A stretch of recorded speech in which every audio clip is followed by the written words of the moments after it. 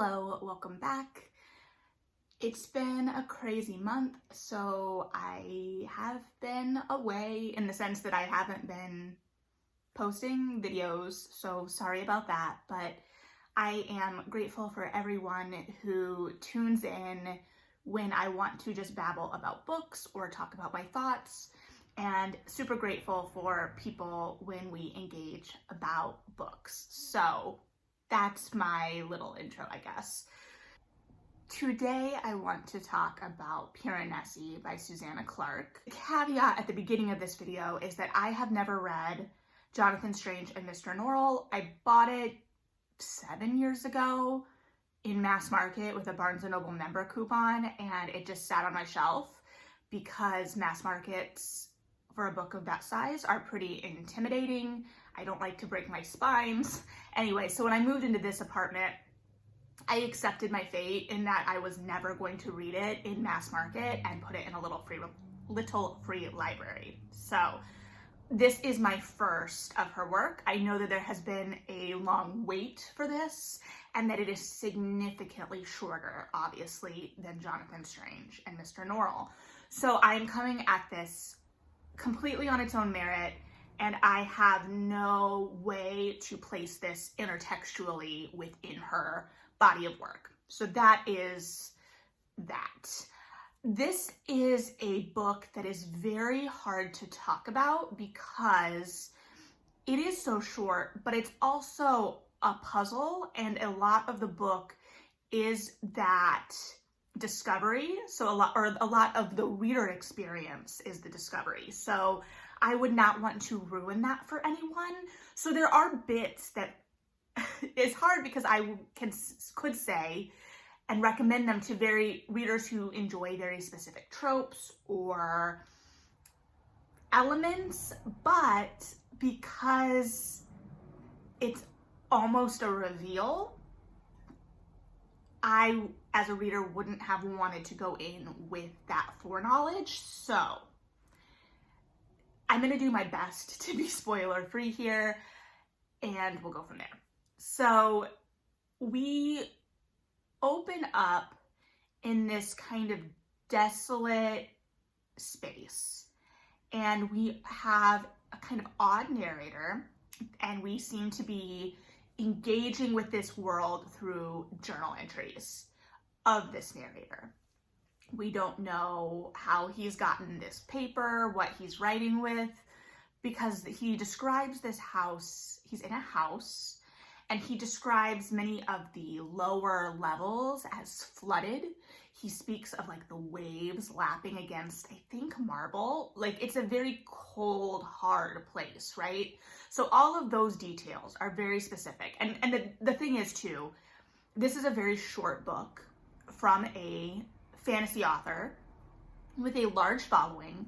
So I am willing to believe that every single choice in this book is very specific and is there for a reason and has a larger meaning. I am not going to always catch those meanings. So know that I haven't engaged with this on a deep literary analysis level, and I don't know that I'm qualified for that. So we have this narrator. We don't know how he came to this world. He seems to be the only other person in this world. He talks about the other. So there's one other person that he interacts with, and he makes a big piece is him and his visits to the dead. So he has numbered everyone in this world, and he knows who is who. And he goes and makes offerings to these dead people. Now, he doesn't know how they came to this world. He doesn't know how they died. He just honors them. The world itself, we talked about the flooding. There's also it's a house full of rooms. So he navigates via how far from this initial foyer room we're getting. So this initial foyer room, I think, is full of Minotaur statues. And this is important in that this is where the Greek allusions come in. So this is a big play on the Minotaur story, and I'm probably saying that incorrectly. Again, apologies. And I am not as familiar with that story outside of what I need to know to understand basic illusions. So we've got the labyrinth connection with the Minotaur statues, and then we have the Piranesi name, which was given to our main character by the other member of this world. And Piranesi is obviously connected to labyrinth and labyrinth prison imagery. So there's levels, and there are levels that I am clearly missing, clearly not informed enough to talk about. So just take that with a grain of salt, and I apologize for not having done that deep dive, but I'm kind of approaching this as, you know, what your average reader that encounters this text is going to experience. So,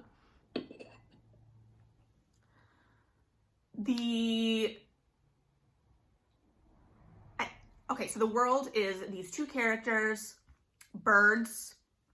The journals are laid out by year, but it is the year of some event for this character. So the year we're mostly living in this narrative is relates to an albatross. So we've got these birds, albatross. That immediately, all I could think of was the rhyme of the Ancient Mariner from my humanities days in college. So there is levels of intertextuality here that, again, like, I'm gonna miss stuff. But I was like, okay, what's it mean that the thing that kind of upsets the natural state of this world at the outset of this book is an albatross? So there's that. If you like Hatchet or My Side of the Mountain, but want it to be weirder, I think this book would be great for you, because he talks about like harvesting seaweed and like what he uses it for, and he's always trying to find new uses for things, but also like the other in the world seems to have access to things he may not, and lives his life very differently, but also doesn't explore the houses deeply. So he talks about, and this is all given circumstances early in the book, of he meets with the other like once a week or something, and they're trying to figure out the secrets of the universe. And he just kind of goes along with it, I think, because it's company. I don't know that he's really as engaged with the secrets of the universe part. But he talks about how like the other won't, you know, venture further than such and such a place. And he has obviously gotten much further into the house, and he can navigate the house based on, or talk about areas based on what statues are in that area. And the idea of the statues here are like huge, right? So like, you think a normal statue, but like these are like these looming giant things. So they also are like a physical representation of ideas, and this looming, there's a thought here for me that I'm not really digging into in an articulate way, but like there's a lot going on there. And then it's hard because like, sometimes our protagonist seems to know more than you would think he'd be able to discern just from these statues. So like, if he's learning and engaging with the world based on these statues, how are certain ideas introduced? How does he become aware of them? There are all these little mysteries, right? Like, and it all goes back to like, how are we here? So the Hatchet, My Side of the Mountain kind of thing is like the survivalist, desolate man versus nature aspect of it. Although nature is a odd entity here, we're still in very much a fantasy world, in that we don't know the rules of this world. So a lot of the initial reading experience of this book was just kind of getting my head into where we were. And I think that was intentional as a reading experience. You're going to throw me in as a reader, and I have to kind of sink or swim into like what is going on. And that confusion make sense in this world because this world is confusing. So I'm not trying to rob anyone of that bit, but know that that seems normal for this reading experience. And again, it's a very short book. So for me to have like taken that long to find my footing, there's a reason. I would also say if you are a fan of the Bone Clocks, this felt similar in that we had, well, obviously the Bone Clocks takes place, you know, in the normal world and follows lots of disparate storylines. So it's not that, but it's, well, I guess maybe a mix of like Bone Clocks with Slade House. Stay with me here for a second. I'm sorry. So Slade House is obviously like the haunted house aspect of that narrative, but both are, it's like there's this interesting thing happening right out of the periphery. So we're looking at something straight on and we think we know what we're seeing, maybe, but then there's something like stage left that could upset the world, is important to the main action, but we don't have the full picture. We're not gonna see it yet. So there are all of these feelings of like loss, being lost, not knowing. And as a reader, it's interesting because Piranesi should be lost, right? But he is our guide through this. So as a reader, I'm lost, but I'm trusting this highly unreliable narrator to guide me through this world. And it's interesting because like he's talking about the like stakes of the world. So he's talking us through this world and sometimes it's boring. It's like, I don't care where the seaweed is. I don't care like whatever, but like these are the high stakes things for him and things that he has to know. And some of that becomes important later. So I definitely see why it was set up. Just lots of layers upon layers. Now, there was a moment at the end that really bothered me. And I'm going to try and talk around it as spoiler-free as possible because it's not, I think part of what bothered me is that it was completely unnecessary to the actual narrative. And it relates to the statues. So, and yeah, it was pulled back. It was a moment that was pulled back from the actual narrative. So it was a more reflective overshot of a moment where we were kind of commentating on what we had just experienced. And it mentioned a Pope statue specifically and an overweight Pope statue. It was equating the fatness of this Pope statue to a kind of evil in the world.